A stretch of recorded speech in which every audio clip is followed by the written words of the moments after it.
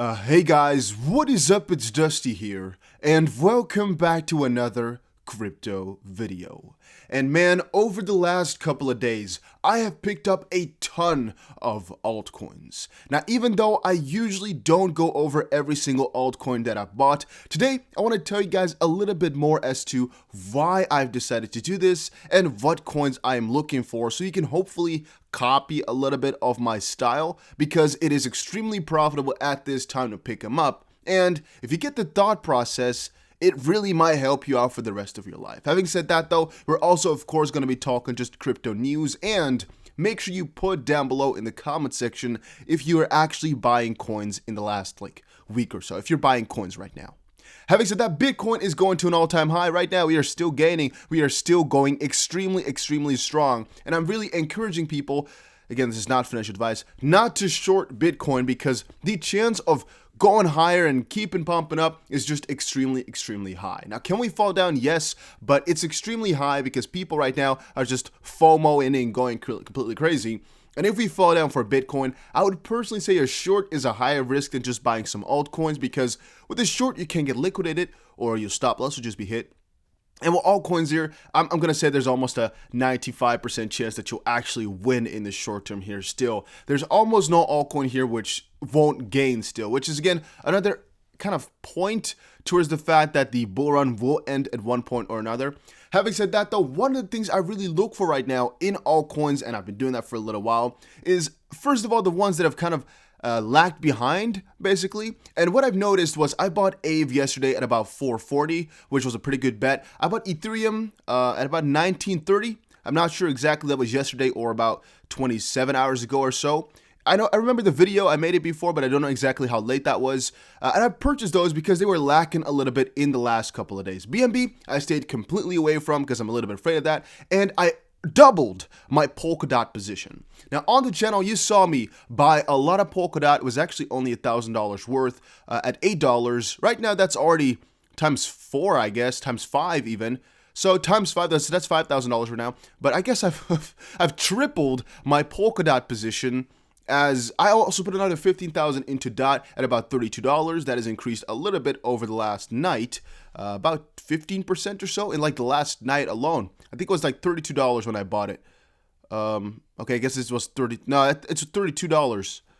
So it was somewhere over here then that I bought it.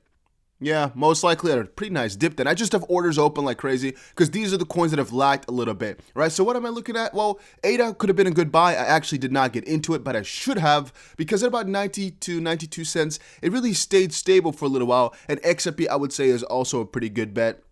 You know, I'm not looking at the chart here at the weekly. I'm just looking at what do I see every single day refreshing these charts, right? One of my friends in my group here has been going crazy on the longs. And what a long is basically, in this case, you're purchasing with leverage a coin. And for almost all of these, you can really make a ton of profit right now. I wouldn't do that with the same strategy. Like, for example, XRP right now, if you go long, it's a little bit more of a risk than doing it, for example, with a coin like Ethereum, where there's a higher chance of success. Because XRP, of course, we're waiting for a big announcement for the lawsuit, and the reason that one is down, yeah, you can't really compare it to most of these other ones as they're not being restricted right now. So yeah, I've been purchasing a lot of them, and that's basically my intuition. They have been lackluster, but they're all good coins, and in bull runs like this, it doesn't really matter because every coin eventually will gain. This will end at one point or another, so this won't work forever, but right now, almost all the coins that you have will keep on gaining as long as they're at the top. Almost guaranteed. I'm not going to say it's guaranteed, but it's almost a guarantee.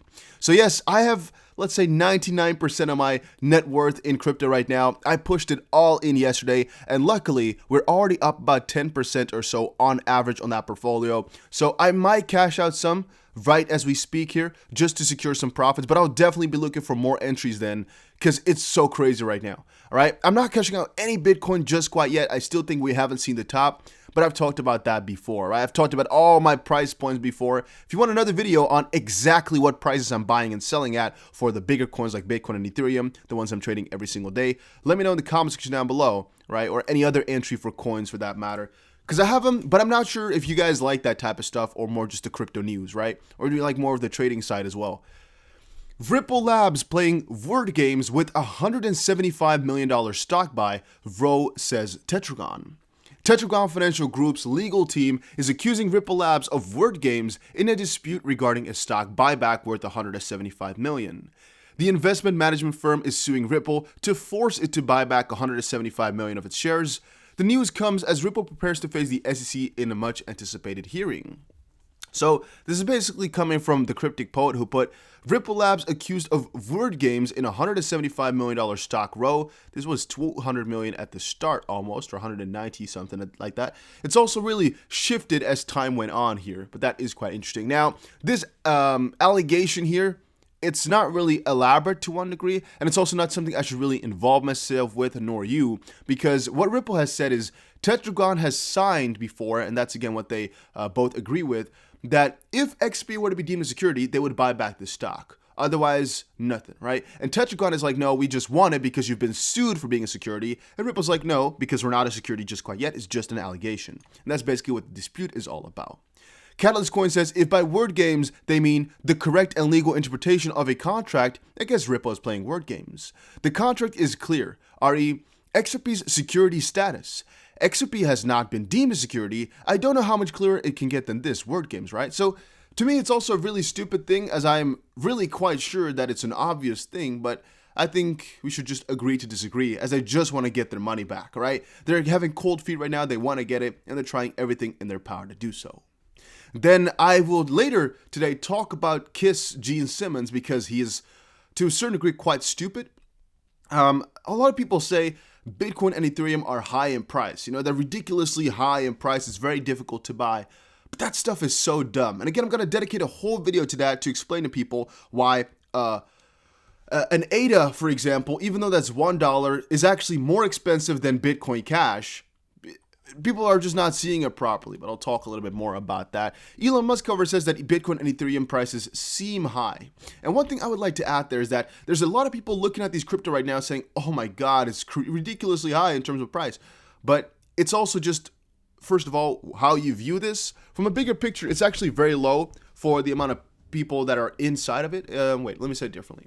Right now, gold, for example, is still 9 times bigger than Bitcoin is. It's just a matter of time before, theoretically speaking, should get there, mostly on the idea that, they're using gold as a store of value, and they will do the same thing for Bitcoin eventually too.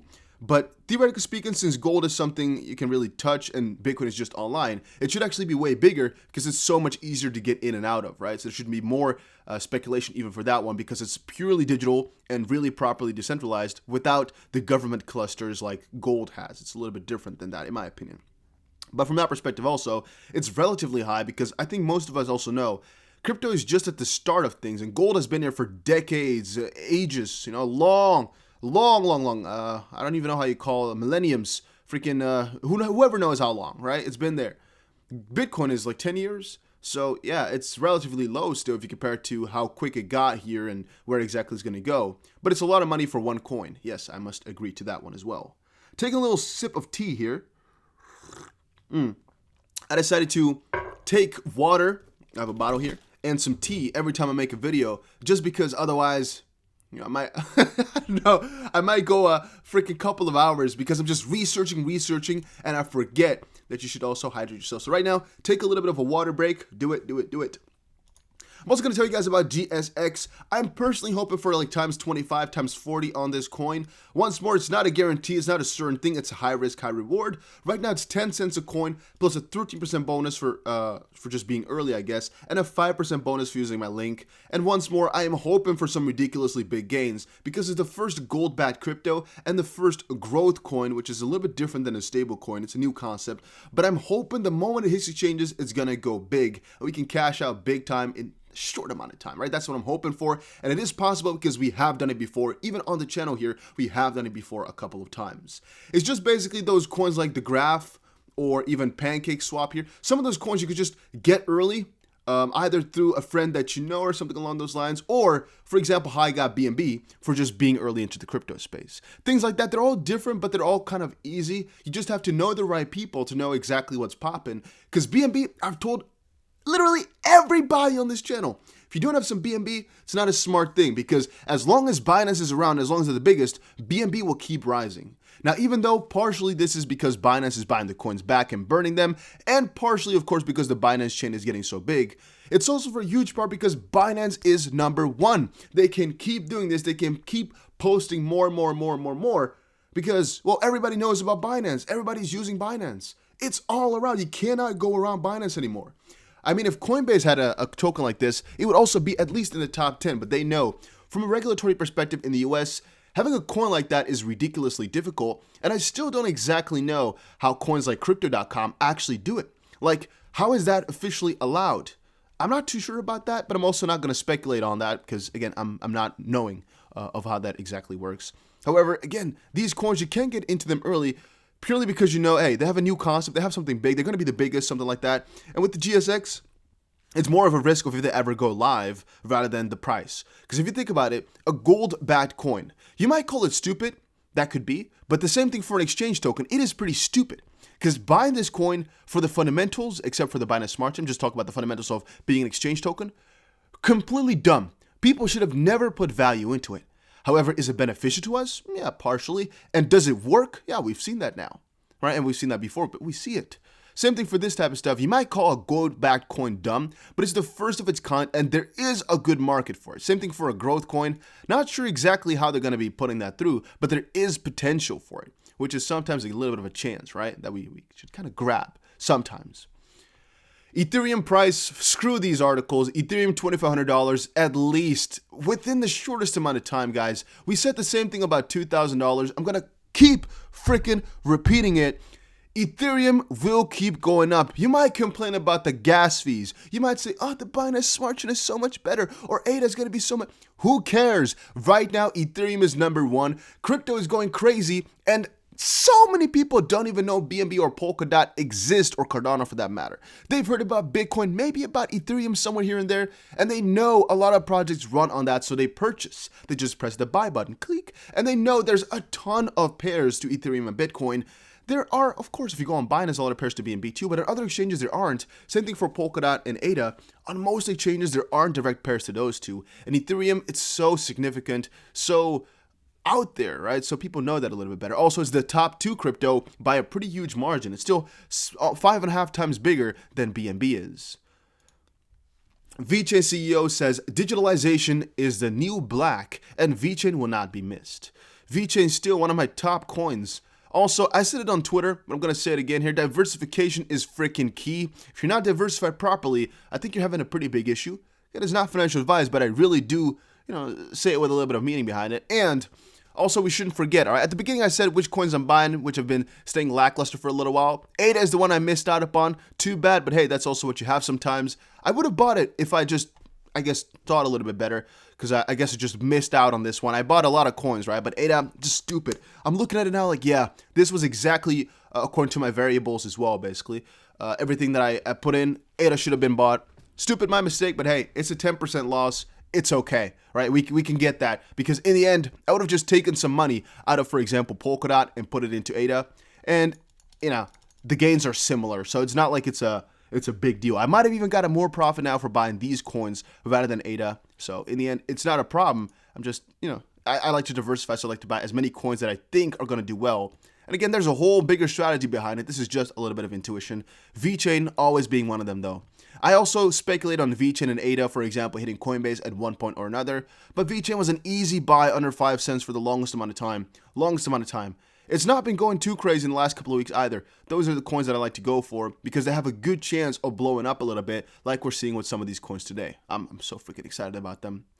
Then again, Tesla says that holding Bitcoin is also risky, but less dumb than holding cash. There's a point to it, right? But I would say combine a little bit. Don't go fully crypto unless you really know what you're doing like I am. Otherwise, holding cash is always smart because things are just easier to pay with that, and you're a little bit safer for all this price volatility. Let's say you start out with $100,000. It could be that you really buy at the top of crypto, and all of a sudden it's only going to keep going down for the next couple of years.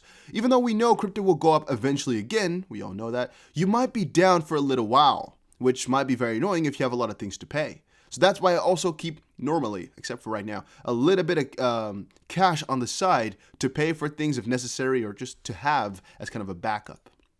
And again, go follow me over on Twitter. And I gotta let you guys know, if it's, somebody looking like me in the comment section, it still ain't me. You gotta know that. You gotta know it by now. I don't tell you to text a number. I don't do any of that stuff. It's always fake. Be freaking careful, all right, guys? Don't let yourself get scammed and warn others of this type of stuff. And also, put down below in the freaking comments, right, what your top coins are. I'm going to buy a couple. I'm going to buy at least 3, and I'll show you guys in a couple of days exactly what happened to it. I also am thinking about doing my my long-waited reveal for how my portfolio from December has done by now. A lot of you guys have been waiting for that, but let me know if you would like to see that type of stuff. I'm thinking about it. See you guys again in another crypto video, though. Also, check out 5 Minute Crypto, my second channel. Just posted another video on there. Go check it out. See you guys again in another crypto video.